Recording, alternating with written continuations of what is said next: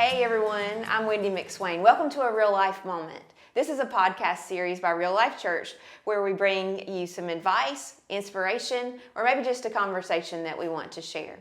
Today, Phil Thomas, our interim pastor, and I are going to talk through the latest message series at Real Life Church, which is called Pervasive Faith.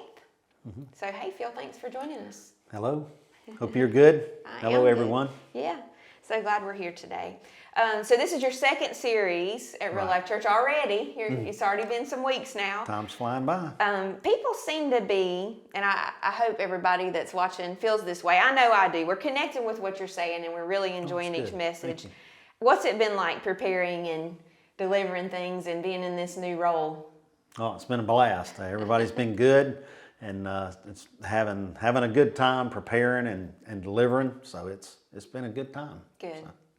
I'm so glad it's been a positive thing. I know that Clinton, you talked about in our last podcast, just, this is a lot of transition for us. And I know there's probably a lot of people that are still grieving over Pastor Mike. We want to talk about that some. I don't like talking about it, and I know we're all sad, but it's just where we are. But thank you for helping us through this, because it's kind of a different place to be in. It's an honor and really a privilege to be able to help during this time. So I'm enjoying it. Good, good. All right, so this series in particular, last Sunday we were in part 2. Were we? No, this coming week's part 2. Right. So we started it last week. This coming week, I'm looking at this coming week's notes. Pervasive faith. People might not know right off the bat what that means. I feel like we had to look up some definitions to know it. So that's why we made the definition part of the series name. Yeah. So tell us a little bit about pervasive faith and just the overall theme. Just that in our journey, in our faith journey, it is tough. It's hard to build our faith, and we're all at different areas because our faith evolves over time. So our faith grows. It's what it's supposed to do. We're supposed to build it and grow it. And so we want our faith to be pervasive in that it invades every area of our life. It takes over our work life, it takes over our home life, and every area is what it should do. That's what Jesus wanted it to do. That way we filter all of our decision making through our faith. Yeah, that's good. I really liked one thing you said last week. It was, we were made for this. And so that this is what life is about. If you're a believer or a follower of Christ, it touches everything in your life. So. And that's the way He made us. Yeah, once you give your life to Christ, you become a new creation, and it's up to us to take that to others that haven't gotten that. So somebody once shared that with us, and then now it's our turn to do that for somebody else. Yeah, that's good. That's good.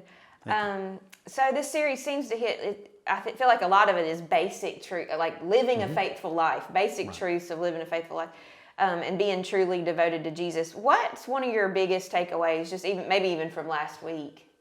Well, the gospel message is simple, and building our faith should be simple, but like we all approach different areas of our faith differently.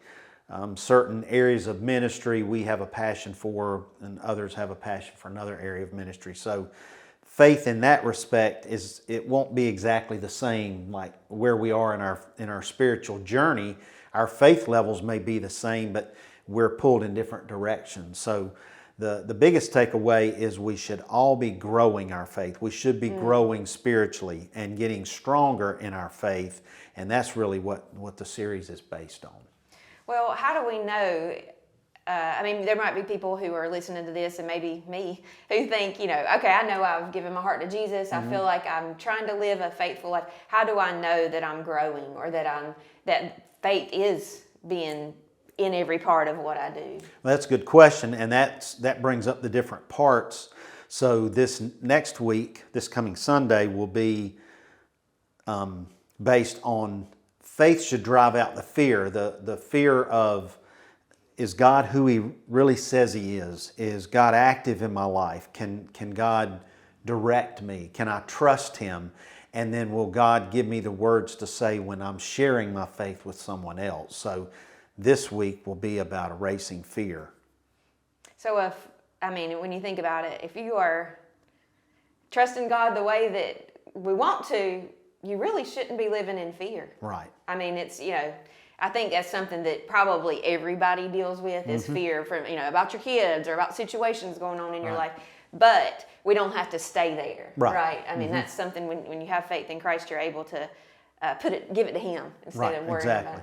God has a lot to say about fear and not being afraid and not being discouraged, but that's a human emotion. We all go through that. That's just a human thing. I heard you say, and I think I'd heard Mike say it too, like Jesus said, do not fear more than almost anything else, right? I mean, that's it must have been important. It is, and like we said the other day, we were talking, God says a lot about fear. Like you said, Jesus had a lot to say about fear. Well, He only has us say it one time to make it important. Right. So if He says it once, it's important. If He says it more than once, it's very important. So He does not want us, like you said, that's a good way to put it, to stay in fear, to camp out in that area. And we as believers should not live our lives in fear. We should be bold. Yeah, that's good. Well, and I think that's what's so neat as you learn more about the Bible and about Jesus, that it's not this separate thing than the rest of your life. Because Jesus spoke to things that we all deal with. I mean, He knew our human nature. Right. And He dealt with all of the stuff that we deal with. So faith should be pervasive and Jesus presented it that way. Exactly. It wasn't like, you go to church on Sundays and then you have your life. That's right. So. Exactly. He was our example. Like you said, he came to earth, became a man, and went through all the emotions that we go through: pain, sorrow, hunger, just the things that we deal with on a daily basis. He did that to show us we can do it, and He gave us the power through the Spirit to do that. Yeah, that's really good. So we are going to be in the second week of the series, and then 2 more, right? What's a little look ahead? The part 3 will be on an action point, in that while we're building our faith, it should move us to action. There should be some things, because of the gifts that we've been given, the way that God has wired us, things that motivate us to do something for other people. Not only for other people, but for the church. We get involved with serving, and that's an area too where we build our faith. Our faith becomes stronger because we're serving others and we see that we're making a difference in somebody else's life. So that's what part 3 will be about. Okay, that's good. And I know you know it, I know it, on the schedule for October, there's plenty of ways for and the rest of the fall. So I'm excited to hear that message. And then we have lots of ways that we can serve. That's right, to get the plugged church in. And in the community. In September, we had the supply drive for the 2 elementary schools. I love that when we can, love that. Take things to the community and let them know that people at Real Life Church love them. Exactly. And then also with King's Daughters, we supported them this last month. And if you didn't get to do those things in the last month, you can still bring stuff. I don't think Suzanne's taking it to the schools for a few more weeks. Right. So if you watch this and you thought, oh, I didn't even know we were taking up stuff for Ida Rankin and Pinewood, you can still bring it to the church and we'll get it to the teachers. Exactly. Faith seems kind of nebulous sometimes, but when we can love people by doing an action, right, that feels like something Jesus would have us to do. Exactly. And that's, like you said, we're made for this. That's what we were put here to do. When we find Christ, it's our duty to share that with others. And we've got lots of ways for people to do that, to love on our community in the next coming weeks. Yeah, that's good. All right. Well, anything else you want to share about pervasive faith? No, just we want to help. No matter where you are in your spiritual journey, we are here to help you. We want to help you. That satisfies a desire for us to reach out to our church members and to help you grow in your faith. So come to us with your questions and with ways that you can get connected, because we want you to grow in your faith. Yeah, that's right. Not just Sundays. That's right. We're here the rest of the week too. All right. Well, thank you everybody for joining us today. If you, thank you, Phil. I appreciate your time. Thank you. If you want more information about Real Life Church or about Pervasive Faith, or if you have a question for a staff member, go to discoverreallife.net. It's all there. There's a connect card you can fill out there. You can always call the church, but we like you to go to the website when you can. So thank you for listening today. Thank you. Have a good day.